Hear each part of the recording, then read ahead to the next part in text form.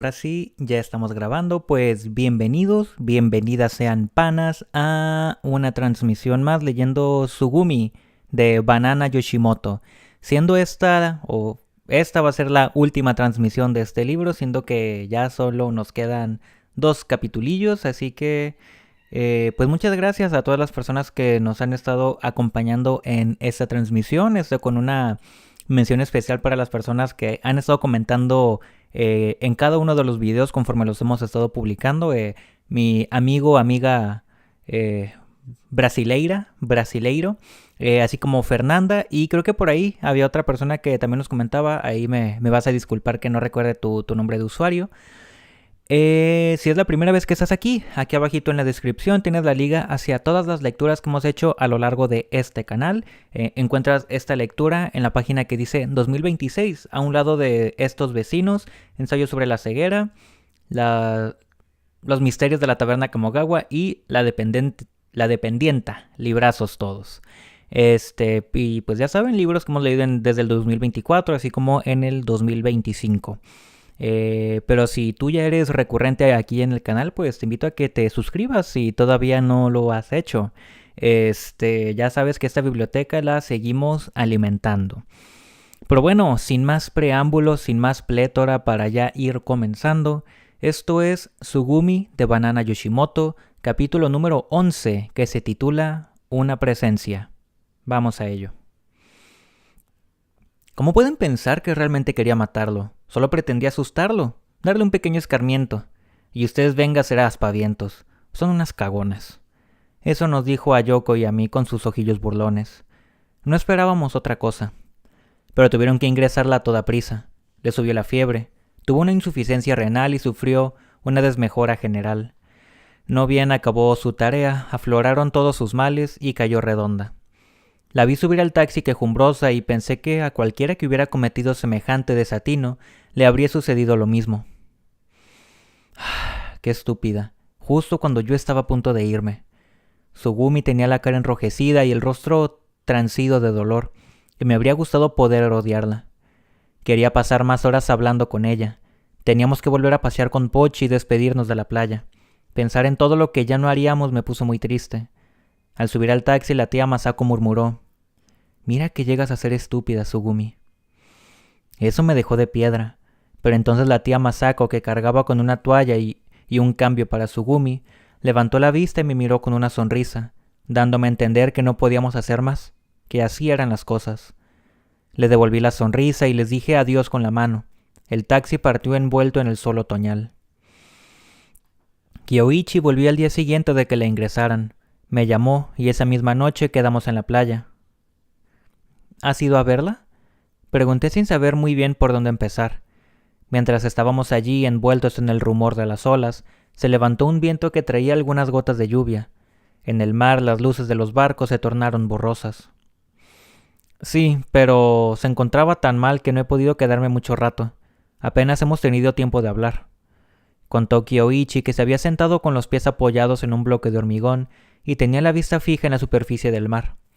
Sus manos, con las que se agarraba las rodillas, me parecieron muy grandes y blancas.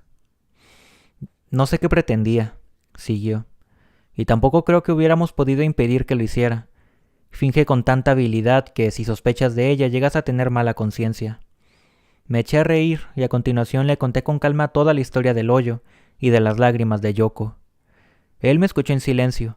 Mi voz se mezclaba con el fragor de las olas y en medio de la oscuridad, del viento y de las frías gotas de lluvia que nos repiqueteaban en las mejillas, se impuso de un modo extraño la presencia de Tsugumi. A medida que yo plasmaba en palabras lo que ella había hecho, el intenso resplandor de su vida comenzó a lanzar destellos aquí y allá en mi relato, como las luces de los barcos que salpicaban el mar. «Es de lo que no hay», comentó Kyoichi riendo después de escuchar el final de la historia. «Un hoyo. ¿Qué tendrá en la cabeza?» «Vete tú a saber», contesté riendo yo también. La noche en que sucedió todo, me había quedado tan aturdida y apenada por Yoko que no caí en ello, pero, visto con cierta distancia, aquella manera de proceder, directa y retorcida a la vez, era tan propia de ella que hasta daba risa. A veces al pensar en Sugumi, sin darme cuenta acabo dándole vueltas a cosas enormes, dijo de golpe, como si me hiciera depositaria de una confesión. De repente mis pensamientos tienen que ver con cuestiones importantes, con la vida o con la muerte. Y no es porque ella sea tan frágil. Cuando veo sus ojos, el modo en que vive, no puedo evitar ponerme trascendente. Yo comprendía muy bien aquella sensación. Sus palabras anidaron en mi cuerpo helado y me calentaron el pecho. La sola presencia de Sugumi nos ponía en contacto con lo que realmente importaba. En la oscuridad puse en orden mis impresiones. Ha sido un verano estupendo, dije, pero es extraño. Parece que hubiera pasado muy despacio y muy deprisa a la vez. Me alegro de que nos hayamos conocido. Estoy segura de que Sugumi también lo ha pasado muy bien. Saldrá adelante, ¿verdad?, preguntó. Yo asentí con determinación. Me pareció que el bramido del viento y de las olas hacía tambalear el suelo bajo nosotros. Me quedé mirando las estrellas dispersas en el cielo, como si quisiera contarlas. No es la primera vez que está en el hospital, dije. Pero la oscuridad se tragó mi voz. Kyoichi contemplaba el mar con una mirada tan indefensa que parecía que el viento fuera a arrebatársela en cualquier momento. Nunca lo había visto tan triste. Sugumi pronto se iría del pueblo, y aquel amor joven tenía que pasar página. Kyoichi debía de tener el corazón repleto de todo aquello que no éramos capaces de expresar con palabras.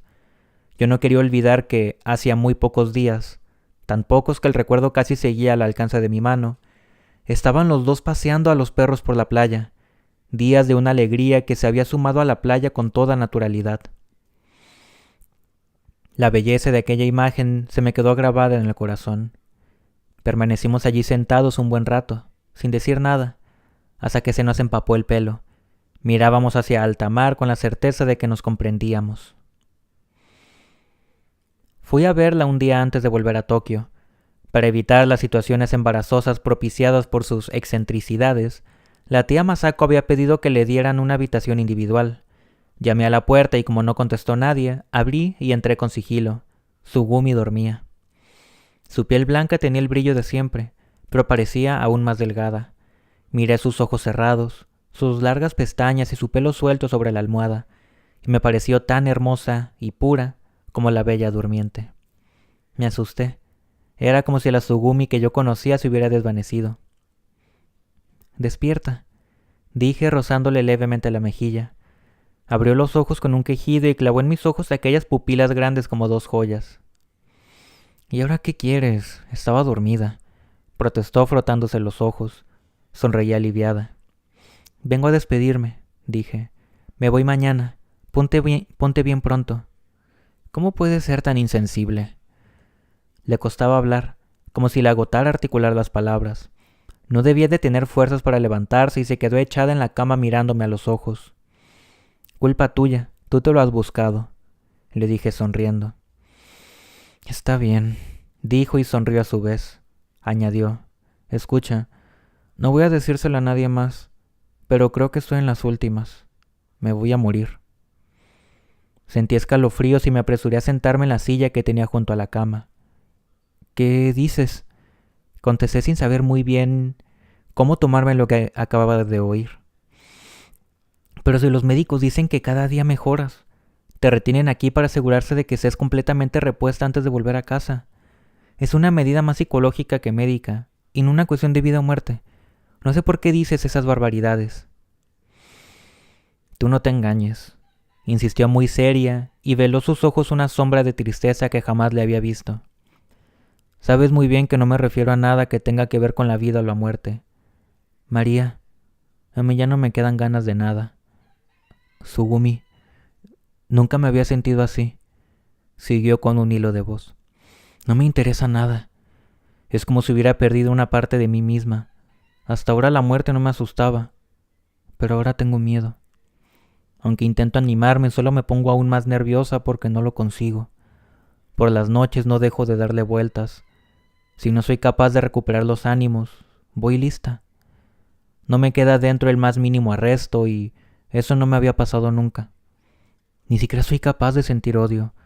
Me he convertido en una simple enferma. Entiendo muy bien a la protagonista del cuento que ve caer las hojas de la enredadera. Pienso que, Cuando la gente a mi alrededor se dé cuenta de que ahora estoy débil de verdad, me perderé el respeto y me iré apagando. Y no puedo soportar esa idea. Pero no seguí. Me sorprendió que hablara con tanta franqueza. El hecho de que Tsugumi nunca hubiera experimentado ese miedo casi era un exceso de arrogancia por su parte. Quizá temiera que su historia con Kyoichi acabara mal, o quizá lo que Yoko le había dicho le había afectado demasiado. Sea como fuere, resultaba obvio que, como ella misma había dicho, la energía que siempre había desprendido su cuerpo, al margen de su estado de salud, había comenzado a desvanecerse. Tsugumi, escúchame. Si has tenido fuerzas para contarme todo esto, también las tienes para salir adelante. Ella dirigió una recelosa mirada al techo. Pues ojalá sea verdad. Se volvió hacia mí. No había atisbo alguno de mentira en aquellos ojos, nítidos como el cristal que tantas veces me habían mirado desde que era pequeña, sino una luz inmutable y profunda que parecía celebrar la eternidad. Pues claro que lo es.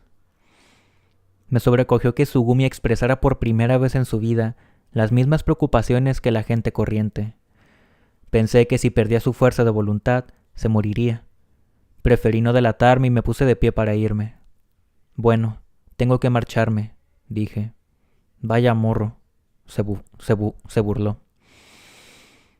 Quería que nuestra despedida fuera tan sencilla como la de dos niñas, así que me dirigí a la puerta y justo antes de salir, le dije adiós con la mano. Hasta pronto, y me fui. Estúpida, imbécil, no sabes si vamos a volver a vernos. Claro, tus estudios son más importantes que yo. No puedo creerlo. No me extraña que no te comas un rosco. Seguí avanzando por el pasillo. Me acompañaban como música de fondo los airidos insultos que me dirigía Tsugumi. Fuera ya había anochecido. El aire fresco traía el olor sálobre de la marea, como si el mar que rodeaba la península hubiera sepultado al pueblo. Mientras caminaba por las calles oscuras me entraron ganas de llorar. Al día siguiente amaneció un día espléndido, como el cielo raso y el sol brillante como en pleno verano. Pero sus rayos transparentes delataban la inminencia del otoño. En el desayuno me asaltó una especie de tristeza que lo impregnó todo. El ambiente que había creado la tía Masako al prepararlo, la mañana, la mesa rebosante de pescado fresco recién traído del mercado, todo se consumía en mi corazón. Aún así desayunamos distendidamente. Tsugumi siempre tiene que dar la nota, ¿eh? Mira que no estar aquí para despedirte, dijo la tía con voz cantarina. Luego, exactamente en el mismo tono, añadió: ¿Quieres un poco más, Yoko? De modo que a la luz del sol de la mañana no dejé de repetirme que Tsugumi saldría adelante. Toma, para tu madre, me dijo la tía mientras yo contemplaba enternecida cómo metía un poco de tsukudani y de sukemono en un tupperware y envolvía en un paño blanco. Cuando ya me iba, los tíos salieron a despedirme a la puerta principal. Yoko se ofreció a acompañarme hasta la parada del autobús y fue a buscar la bicicleta. Me despedí de Pochi y le di gracias por todo. Espero verte en el albergue, dijo el tío riendo. Ha sido un buen verano, ¿verdad? Dijo la tía Masako. Los rayos del sol inundaban el hostal Yamamoto. No me costó tanto dejarlo atrás. Salí por la puerta de delante, como siempre que iba a comprarme una Coca-Cola, y cuando quise darme la vuelta ya estaba muy lejos. Vi de reojo cómo mis tíos volvían a entrar. Apreté el paso junto a Yoko. La imagen de su cuerpo bajito y rechoncho caminando a mi lado, entornando los ojos para no deslumbrarme y con su pelo agitándose a cada paso que daba, parecía sacada de una película. La hilera de viejos hostales a ambos lados de las callejuelas que llevaban a la parada del autobús, el color mustio de las correhuelas que crecían por todas partes. Mis recuerdos que quedaron atrapados en aquel mediodía soleado, tan propio de un pueblo de costa. Nos sentamos en las escaleras de hormigón frente a la ventanilla donde despachaban los billetes y nos tomamos un polo. Era imposible contar los polos que nos habíamos tomado a lo largo de todos los veranos que habíamos pasado juntas. De pequeñas los comprábamos con la paga que nos daban. Tsugumi siempre le quitaba a Yoko el suyo sin contemplaciones y se lo tragaba en 2 bocados, haciéndola llorar. Sentí una punzada de dolor que me cegó. como si aquellas personas y aquel pueblo fueran a desaparecer bajo el sol. Yoko miró hacia el cielo protegiéndose los ojos con una mano. «Quizás sea el último polo de este verano», dijo. «Lo dudo», dije riendo. «Ya encontraremos una excusa para tomarnos otro». «Estoy triste. Cuando pienso que el mes que viene nos vamos», dijo. «No me hago a la idea.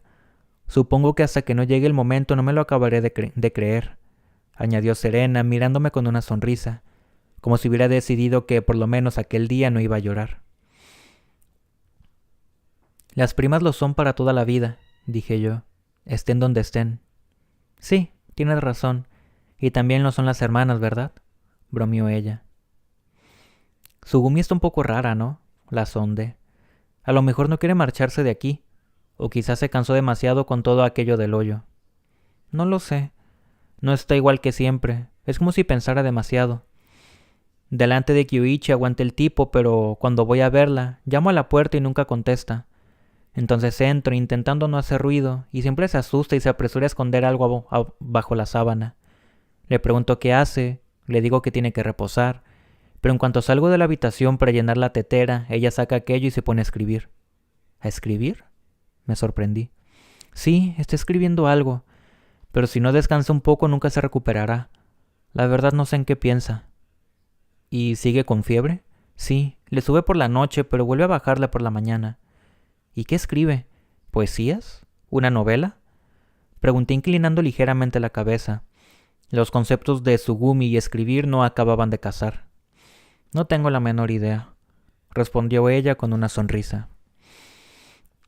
Me di cuenta de que nunca olvidaría la elegancia y la afabilidad de Yoko. Al igual que Sugumi, Yoko viviría para siempre como una pálida sombra en mi corazón. Y sería así pasara lo que pasase, y al margen de la persona en que me convirtiera. «Uf, qué calor. Parece que estamos en pleno verano», dijo volviendo a levantar la vista al cielo. Observé su barbilla redondita. Lo cierto es que ese día yo lo veía todo con una extraña nitidez. Estaba sentada tan tranquila, contemplando el pueblo donde había crecido como a través de un gran angular.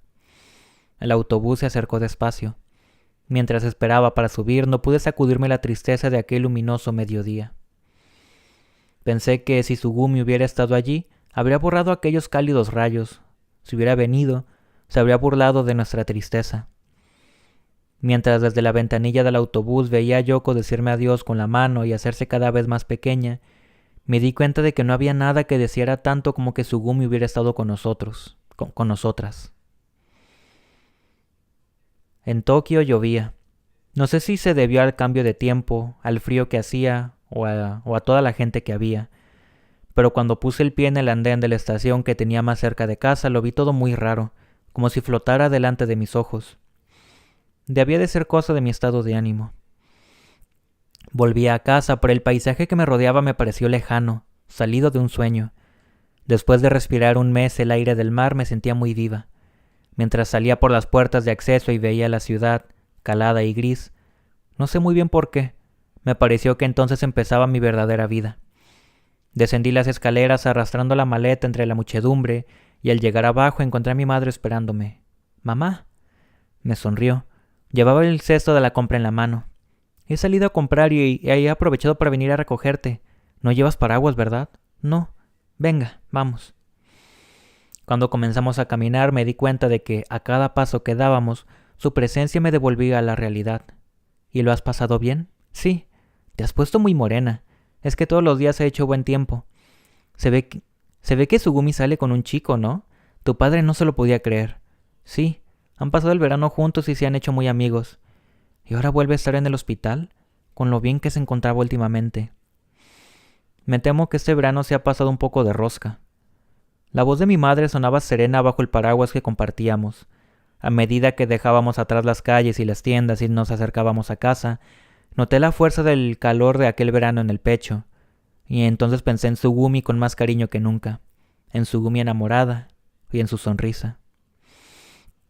«Tu padre tiene muchas ganas de verte. Está tan impaciente que seguro que hoy sale pronto del trabajo. Yo también empezaba a aburrirme un poco. Hoy prepararé para cenar lo que más te guste». Sonrió. «Echaba de menos comer en casa, y tengo tantas cosas que contarles». pero sabía que no les diría nada del hoyo, ni del profundo amor que Kiyoichi había sentido por Sugumi aquella noche junto al mar, ni de las gruesas lágrimas de Yoko. Eran tesoros que debía guardar en mi corazón. Y así el verano llegó a su fin. Y ahora comenzamos con el último capítulo, la carta de Sugumi. De regreso a Tokio anduve unos cuantos días desorientada. En la universidad había mucha gente que, como yo, era incapaz de dejar de pensar en el verano y durante unos días, mis compañeros y yo decíamos en broma que las clases nos parecían de mentira. Pero cuando alguien me hablaba de sus vacaciones, yo no podía evitar pensar que mi verano había sido muy distinto al de los demás. Sí, había estado en otro mundo. La intensa energía que desprendía Sugumi, los incandescentes rayos del sol sobre la playa, nuestro nuevo amigo. Todo se había unido para crear un espacio como yo nunca había visto. Un mundo más firme y vivo que la realidad, igual que cuando los soldados sueñan con su tierra poco antes de morir. A la suave luz de septiembre, lejos de todas aquellas presencias, si me preguntaban cómo se había ido el verano, solo atinaba a responder que había regresado al pueblo y me había quedado con unos parientes que regentaban un hostal. Pero ese verano había sido para mí la esencia de todo cuanto había amado en el pasado. Y cada vez que pensaba en eso me preguntaba si Sugumi sentiría lo mismo. Un día mi padre se rompió la pierna. Por lo visto se subió a una escalera en el almacén de la empresa y se cayó con el montón de documentos que había agarrado del estante más alto. Mi madre y yo fuimos a toda prisa al hospital y nos lo encontramos echado en la cama con una sonrisa de circunstancias.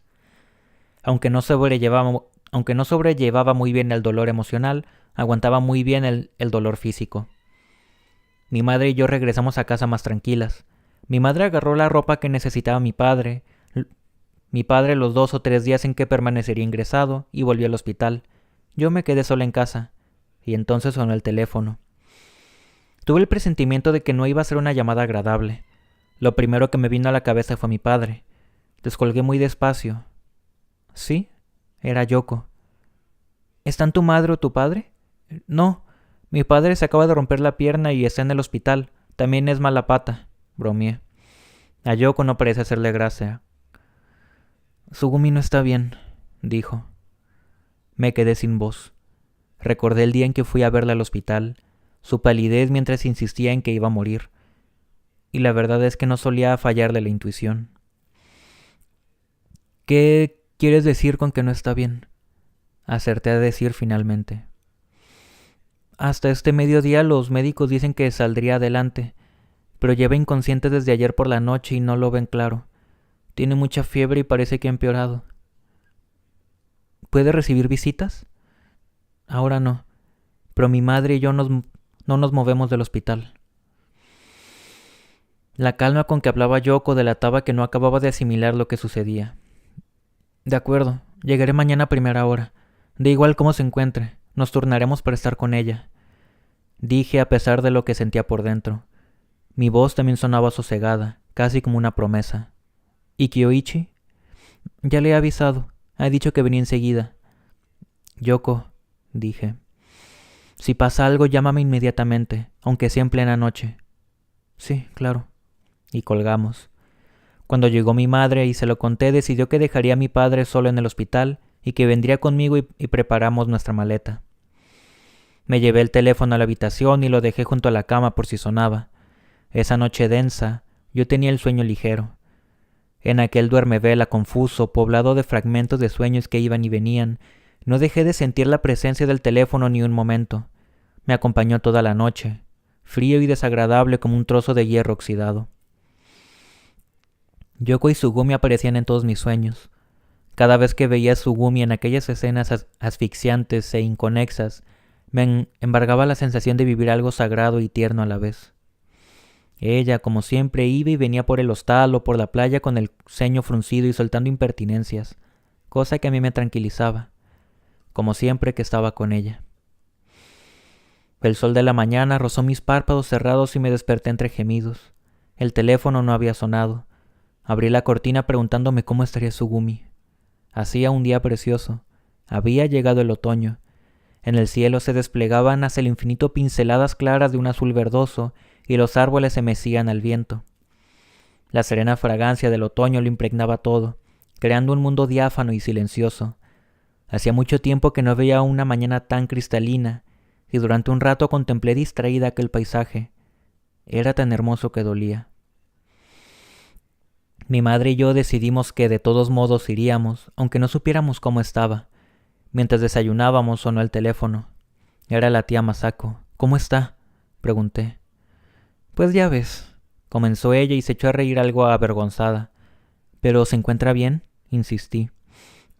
Vaya que sí se encuentra bien. Se ha recuperado del todo, y ahora está como si nada hubiera ocurrido. Creo que exageramos un poco. ¿De verdad? Noté cómo de mi cuerpo se desprendía toda la tensión acumulada. Anoche, después de mantenerse estable durante unos días, empeoró mucho, y quizá nos precipitamos. Los médicos decían que las cosas no iban bien, pero hicieron cuanto estuvo en sus manos. Se han quedado impresionados por la fuerza de Tsugumi, por sus ganas de vivir. Por unas horas nos temimos lo peor, pero esta mañana duermen tan tranquila como si nada hubiera pasado. Mira que ha tenido de todo, pero nunca algo así. Supongo que en adelante tendremos que mentalizarnos y prever que le sucederán cosas que no podemos imaginar, dijo la tía en tono resignado pero alegre. Siento haberles asustado. Si ocurre algo ya te avisaremos, pero no hace falta que vengas hoy, María. Quédate en casa y descansa. Lamento haberte preocupado. Me alegra oír que está bien, dije. Suspiré aliviada y sentí que mi corazón entraba en calor, como si volviera a circular la sangre. Le pasé el teléfono a mi madre. Volví a mi cuarto y me metí otra vez en la cama. Cerré los ojos a la luz de la mañana y me dormí mientras oía a lo lejos la voz jovial de mi madre. Caí enseguida en un sueño pesado. Un sueño profundo y agradable. Al cabo de unos días, a media mañana, llamó Tsugumi. ¿Sí? Hola, engendro, dijo de sopetón. De pronto, desde algún rincón ajeno a mis pensamientos, me di cuenta de que no soportaría perder su voz aguda, vibrante y familiar. Al otro lado del hilo se oía mucho ruido, un jaleo de voces diciendo nombres por los megáfonos y de llantos infantiles. ¿Qué? ¿Sigues en el hospital?, le pregunté. ¿Te encuentras bien? ¿Ya te has recuperado? Sí, ya me encuentro bien, y aún estoy en el hospital, contestó. Entonces empezó a farfullar cosas que no entendí. Ya veo que aún no te ha llegado. ¿Cómo es posible? Seguro que el imbécil de la enfermera escribió mal la dirección. Menudo incompetente, se quejó para variar. ¿De qué habla Tsugumi?, le pregunté, temiendo que la fiebre la hiciera desvariar. Pero guardó silencio sin contestarme. Fue un silencio tan largo que pude recordar la imagen de Tsugumi, una imagen que condensaba toda la Tsugumi que había visto hasta entonces.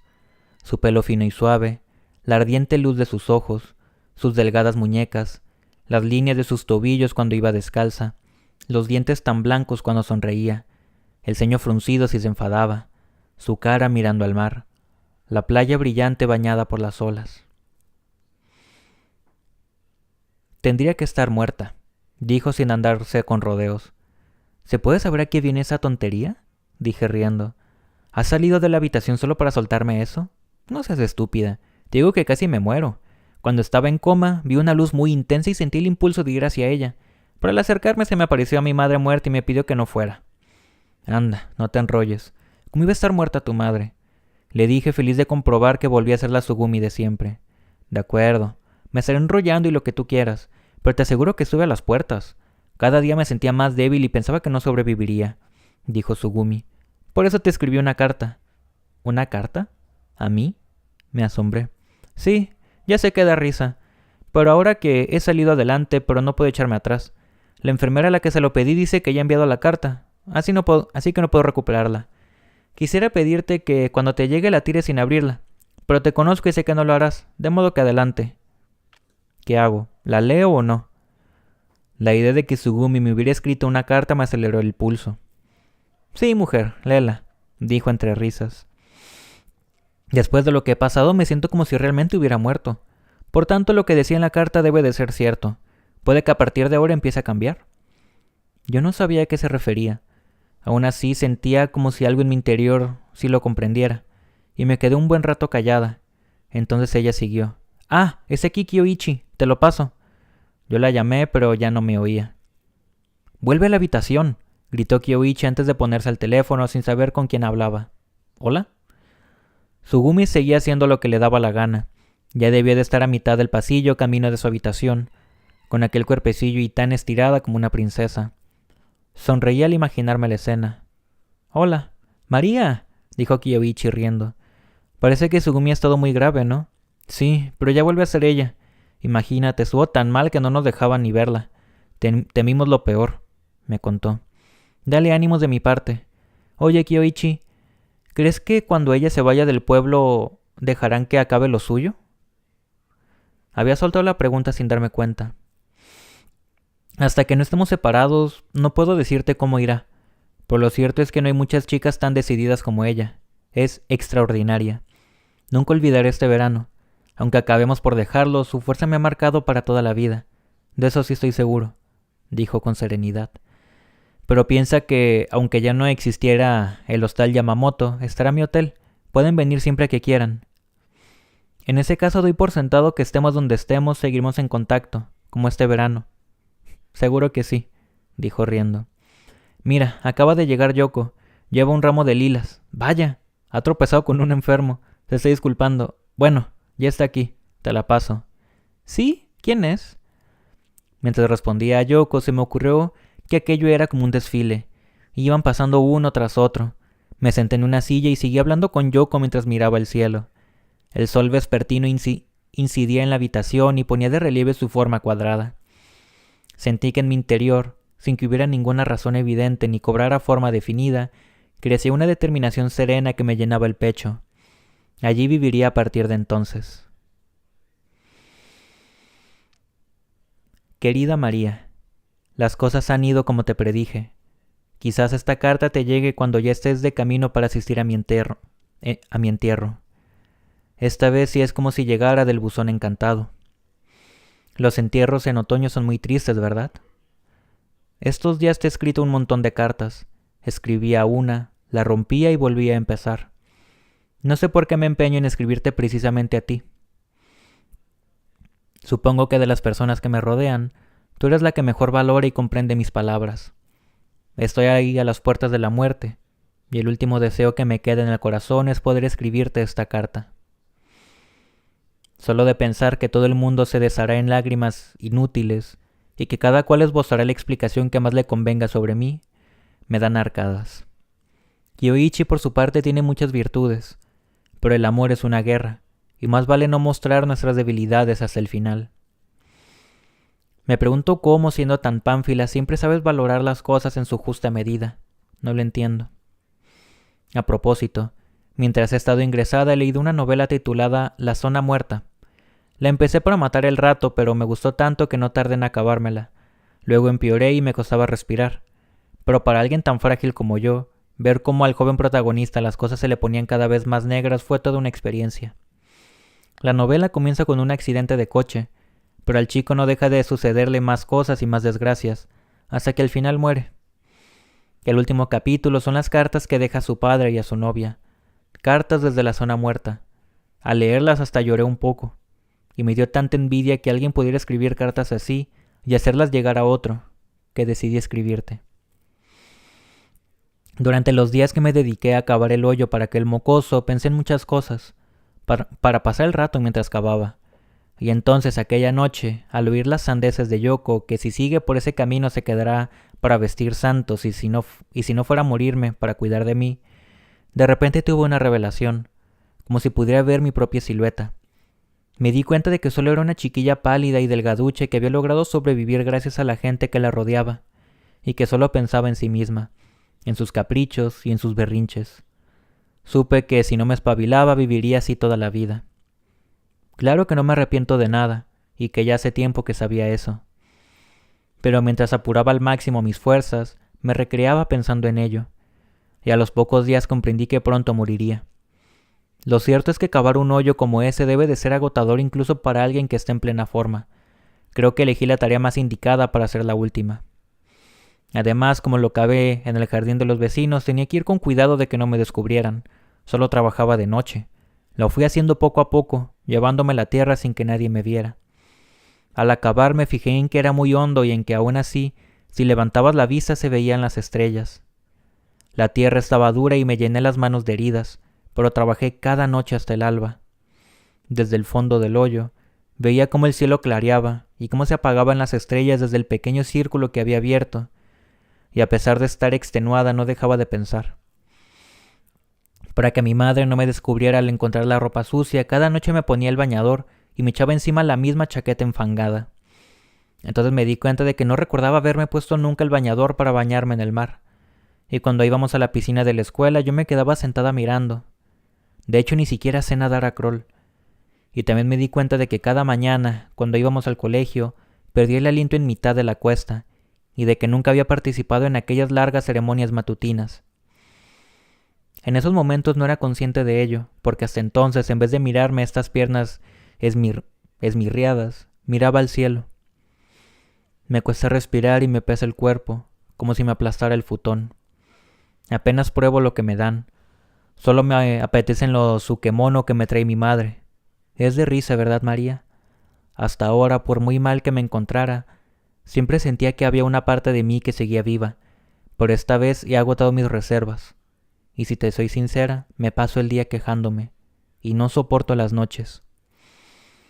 Cuando apagan las luces, la habitación se convierte en un enorme espacio oscuro y no sé qué hacer. Me entran ganas de llorar, pero si lloro me agoto, de modo que me resigno a soportar la oscuridad. Te escribo esta carta a la luz de una linterna. Como pierdo y recupero sin cesar la conciencia, mi mente está un poco confusa. Si empeoro solo un poco más, estoy apañada. Me convertiré en un cadáver inútil y ustedes llorarán como imbéciles. Todas las mañanas viene una enfermera feísima a abrir las cortinas. Despertar es terrible. Tengo la boca pastosa, me duele la cabeza y de la fiebre me siento reseca como una momia. Y si no lo ven claro, rápidamente me enchufan el suero o cualquier otra chorrada, como te decía, terrible. Aún así, cuando la enfermera abre la cortina y la ventana, entra con los rayos del sol el olor del mar. Yo todavía tengo los ojos entornados y bajo los párpados llenos de luz, sigo soñando que paseo con Pochi. Mi vida ha sido muy aburrida. Cuando pienso que qué es lo más bonito que he vivido, solo se me ocurre eso. Sea como sea, estoy contenta de poder morir en este pueblo. Cuídate. Firma Sugumi.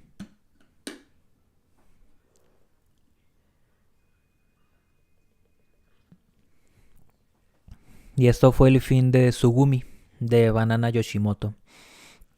Rápidamente solo me gustaría leer el posfacio de la autora, que está aquí escrito. Dice así. Todos los veranos viajo con mi familia a la costa occidental de la península de Izu. Hace ya más de 10 años que vamos al mismo sitio y que nos alojamos en el mismo hostal, de modo que para mí es como volver a casa. En ese lugar nunca ocurre nada especial y pasamos el verano sumidos en una suerte de tedio. He escrito esta novela porque quería plasmar las sensaciones que colman esos días. Un dulce ocio en el que suceden los paseos, los baños y los atardeceres, con el mar siempre presente. Así, si yo o alguien de mi familia perdiera la memoria, solo tendrá que leerla para recordar ese lugar.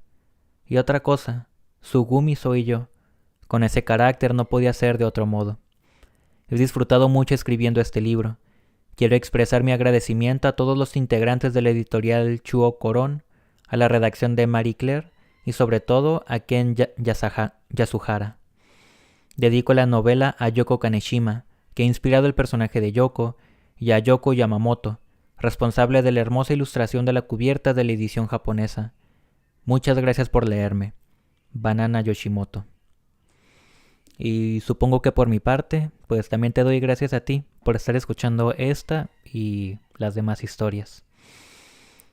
Pues nada, como siempre la invitación a darle like, a comentar, a suscribirte para que no te pierdas de esta y de otras muy buenas historias. Y a compartirlo, ¿por qué no? A que otras personas también puedan conocerlas. Pero sin más por el momento, nos estaremos viendo en el siguiente directo en una historia más. Adiós.